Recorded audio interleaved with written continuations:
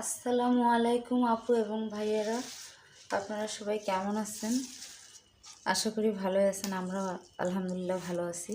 আজকে আবার একটি আপনাদের সামনে শাক নিয়ে উপস্থিত হলাম। এটাকে অনেকে চেনে, অনেকে চেনে না। এটা রসুন শাক বলে, অনেকে রসুনি শাকও বলে। যাই হোক, তো এটা আমি আলু দিয়ে ভাজা করব। এই যে এটার একটা কিন্তু ফুল আছে, এই যে ফুলটা দেখছেন? এই যে এটা অবশ্য একটু মুখে তিরতির করে জিহ্বার মধ্যে। যেভাবেই রান্না করা হোক না কেন, ভাজি করলেও বা আলু দিয়ে চচ্চড়ি করলেও, যেটাই করা হোক না কেন, এটা ঘিমা শাকের মতো করা যায়, চচ্চড়ি যেটা বলতেছি। কিন্তু আপনার মুখ তিরতির করে, মুখের মধ্যে ধরে জিহ্বায়। তবে ভালো, এই শাকেরও অনেক উপকারিতা আছে। অনেক সুন্দর একটা শাক। এটা বাজারে পাওয়া যায়, আগে যেত না। আগে আমার নানি দাদিরা বা মারা ওরা ক্ষেত খামার থেকে তুলে নিয়ে আসছে, কিন্তু এটা বাজারে এখন কিনতে পাওয়া যায় এই শাকটা। যারা খেয়েছেন তারা এর টেস্টটা বুঝবেন, যারা খাননি তারা এই রেসিপি দেখে আপনারা রান্না করবেন এবং ভাইয়াদেরকে বলবেন নিয়ে আসার জন্য। খাবেন, ভালো লাগবে।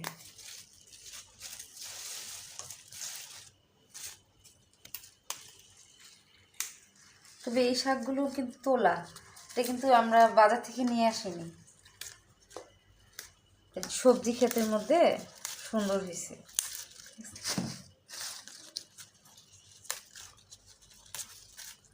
খুব সুন্দর শাক।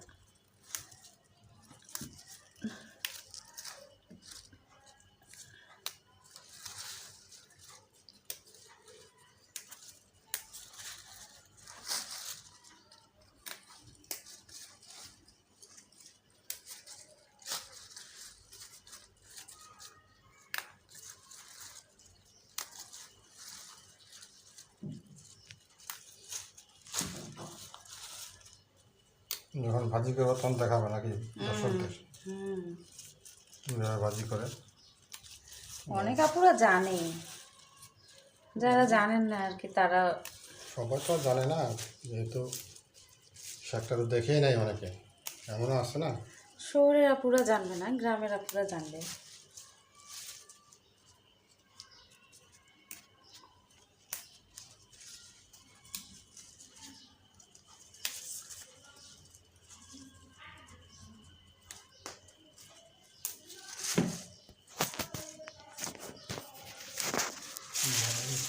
দেখে আসছি।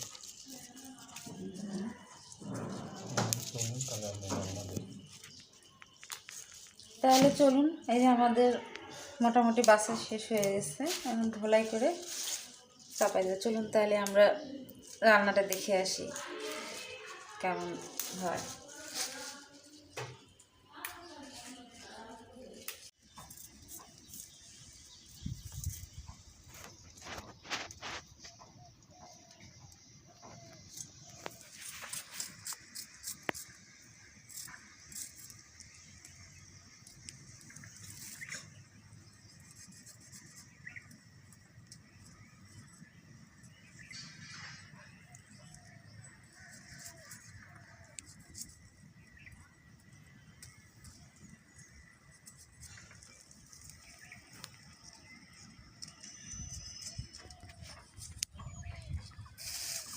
এগুলো কি বাগার দিবা?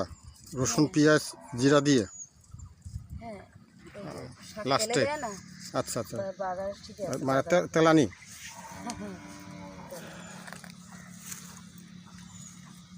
কেউ আবার সং বলে, সঙ্গরা।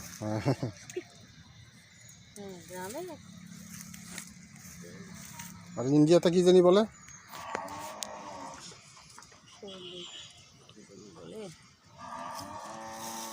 ফোড়ন। ফোড়ন,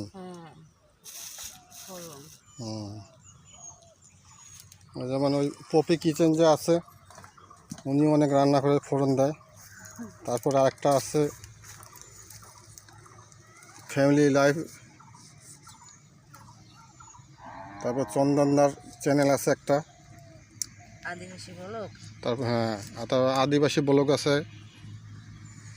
এগুলি আমরা নিয়মিত দেখি অবশ্য, শুধু আমরা নিজেরা ভিডিও বানাই না। কুকিং ভিলেজ আছে। কুকিং ভিলেজ,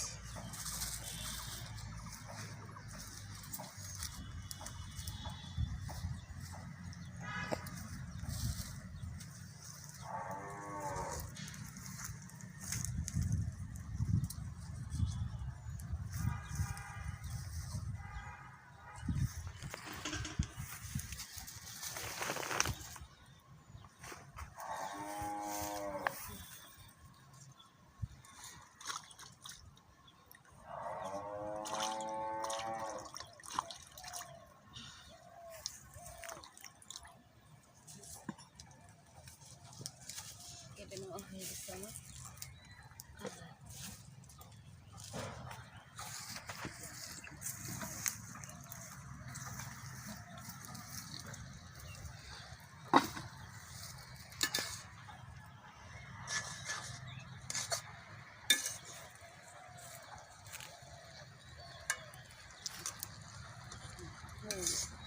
চামচে নামিয়ে নেব।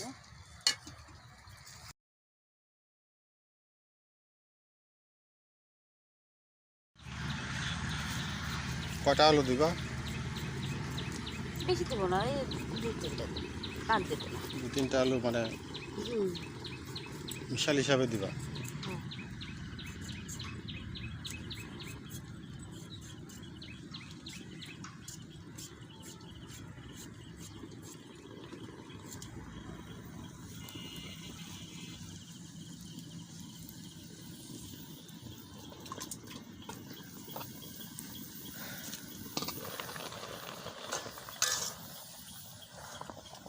এই যে শাকটা মানে ভাপাই দিচ্ছ? হ্যাঁ, ভাপায় নিচ্ছি।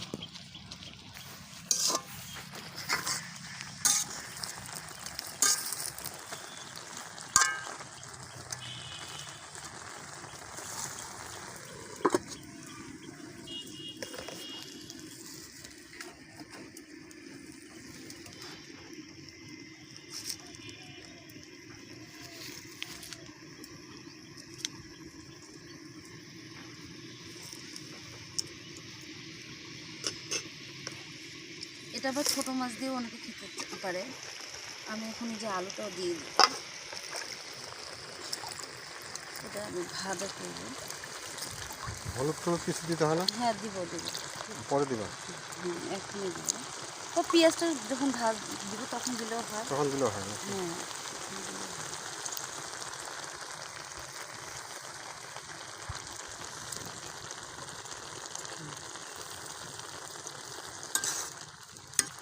এখন দিলেও দেওয়া যেতে পারে, সমস্যা নেই। দিয়ে দাও।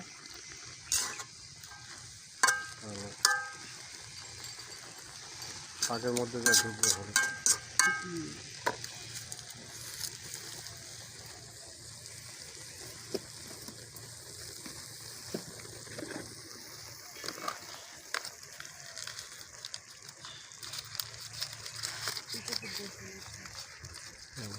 ঢালো ওইটার মধ্যে।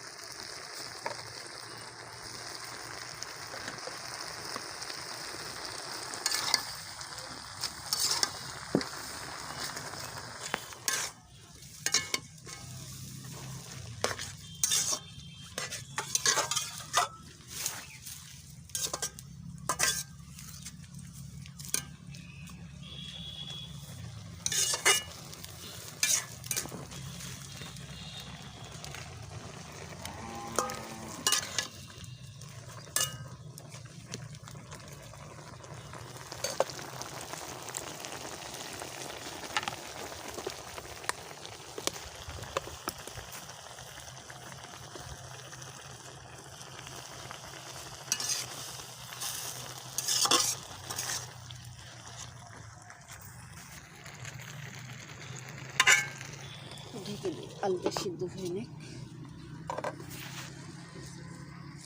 এই ফাঁকে আমি একটু এটা তেলে দেওয়ার জন্য পেঁয়াজ মরিচ কেটে নিই।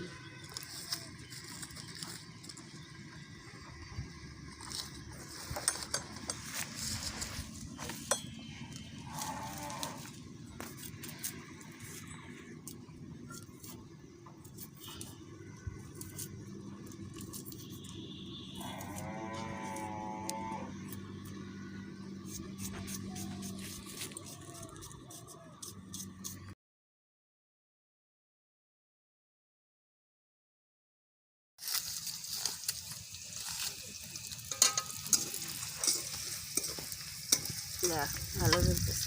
লিচু গাছের পাতা জ্বলবে তো।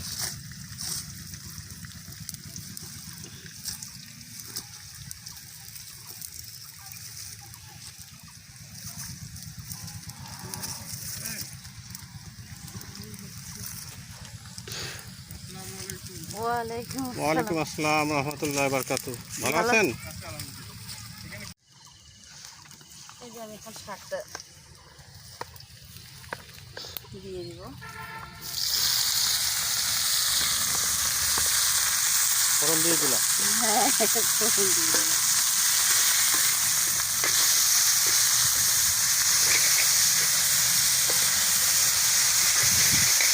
অনেকে আবার এটা মাছ দিয়েও রান্না করতে পারবে, এইভাবে করে ছোটো মাছ দিয়ে মাছের মুখে বসাই দিবে, বাস হয়ে যাবে। হয়ে যাবে না? কিন্তু আমি এটা ভাজা করলাম।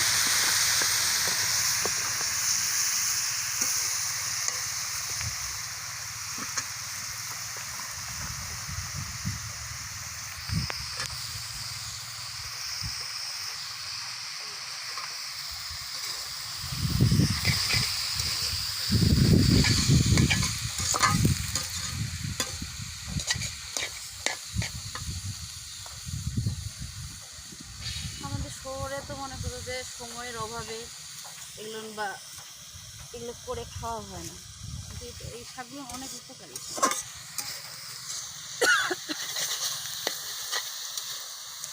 এই শাক আবার শিং মাছ দিয়ে রান্না করলে ভালো লাগে, ঝোল আছে না। ও, ওটা একদিন দেখা রেসিপিটা, যদি রান্না করে রেসিপিটা বলে দিবা দর্শকদের তোমার, শিং আর মাছ বলে দিয়ে। দিবা আর পাক করে দেখাবা হুম, কী সিস্টেমে পাক করে।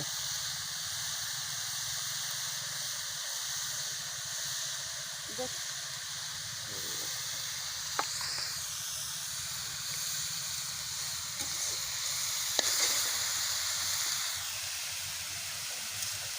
অনেক রৌদ্র উঠছে তাই না?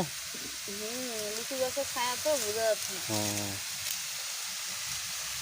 এই যে লিচুগুলো যখন পাকবে না তখন পুরো থোকা ঝুলে যাবে, তখন তো বসে বসে খেতে পারবা, ঠিকতে হবে না। এই যে লিচুগুলো দেখুন, অনেক লিচু ধরছে মাশাআল্লাহ।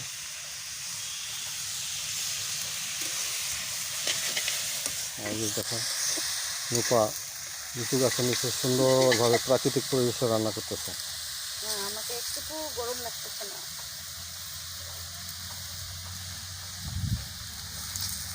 আবার লিচু গাছের পাতা দিয়ে রান্না করতেছে, হুম। এখানকার পাতা দিয়ে।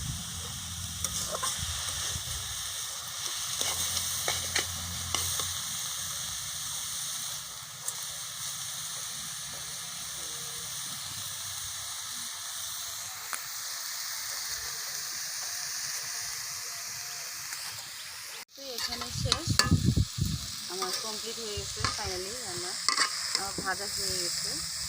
তো জাস্ট আপুরা আপনারা বাসায় ট্রাই করবেন এবং কেমন লাগলো খেয়ে জানাবেন। এটা কিন্তু অনেক উপকারী খাবার, ভাইয়াদের খাওয়াবেন রান্না করে। আর আপনারা যারা নতুন তারা আমাদের চ্যানেলে স্বাগতম। অবশ্যই আমাদের চ্যানেলটি সাবস্ক্রাইব করবেন এবং লাইক কমেন্ট শেয়ার করবেন। আর যারা করেছেন তাদেরকে অসংখ্য ধন্যবাদ। তো ঠিক আছে আপুরা, এই পর্যন্ত আসতে ভালো, আপনারা ভালো থাকেন, সুস্থ থাকেন। আল্লাহ হাফিজ, আসসালামু আলাইকুম।